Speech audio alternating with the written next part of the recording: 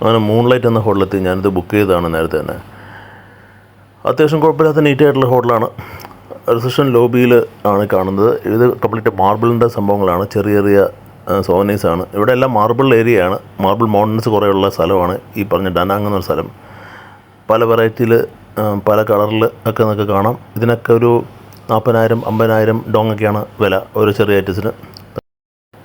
ഇത് റൂമിൽ നിന്നുള്ള രാത്രി കാഴ്ച. എൻ്റെ 9ാമത്തെ നിലയിലാണ് എനിക്ക് റൂം കിട്ടിയത്. അവിടെ നിന്നുള്ളൊരു ആകാശ കാഴ്ചയാണ് രാത്രിയിലത്തെ വിയറ്റ്നാമിൻ്റെ. പിന്നെ കുറച്ച് പുറത്ത് വിട്ട് കഞ്ഞിയും മീൻ കറി ഒക്കെ കഴിച്ചു.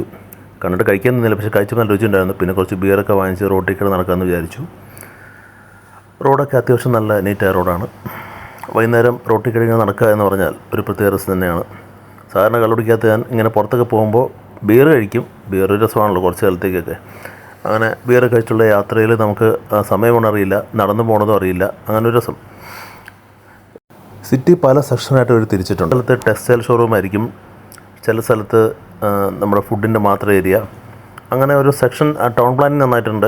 നമ്മുടെ നാട്ടിലെ പോലെ എല്ലാം കൂടെ മിക്സ്ഡപ്പ് ആയിട്ടുള്ളതല്ല. ഓരോ സ്ഥലത്ത് ചെന്നാൽ ഓരോന്ന് കിട്ടുമെന്നുള്ളതാണ് എൻ്റെ മറ്റൊരു സത്യം. പിന്നെ ഇവിടെയൊക്കെ ലെഫ്റ്റ് ഹാൻഡ് ഡ്രൈവാണ്, അതായത് യൂറോപ്യൻ സ്റ്റൈലിലാണ് ഇവരുടെ ഡ്രൈവിംഗ് എല്ലാം. ഇത് ഞാൻ ചെന്നത് ഒരു ഡ്രാഗൺ ബ്രിഡ്ജ് എന്നുള്ള സംഭവം കാണാൻ വേണ്ടിയിട്ടാണ്. ഇപ്പോൾ അങ്ങേര് നീലക്ക് ഒരു പോലെ കളർ കാണുന്ന ഡ്രാഗൺ ബ്രിഡ്ജ്. ഇവിടെയൊക്കെ മാർബിൾ ശില്പങ്ങൾ ഇങ്ങനെ വച്ചിട്ടുണ്ട്.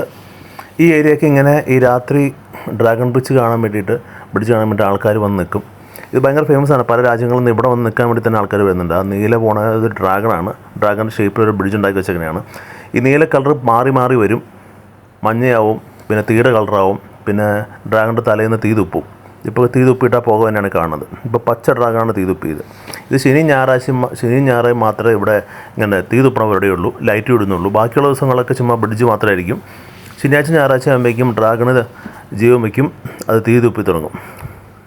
അങ്ങനെ ഇങ്ങനെ തീ തുപ്പുന്ന കാണാൻ വേണ്ടി മാത്രം കുറേ ആൾക്കാർ വന്നിട്ടുണ്ട്. ഇന്ന് അധികം ആൾക്കാരില്ല എന്നാണ് ഞാൻ മനസ്സിലാക്കുന്നത്. പക്ഷേ ഇതിൽ ആൾക്കാർ വരും. അധികം തായ്ലൻഡിൽ നിന്നൊക്കെ ആയിരിക്കും ആൾക്കാർ വരിക.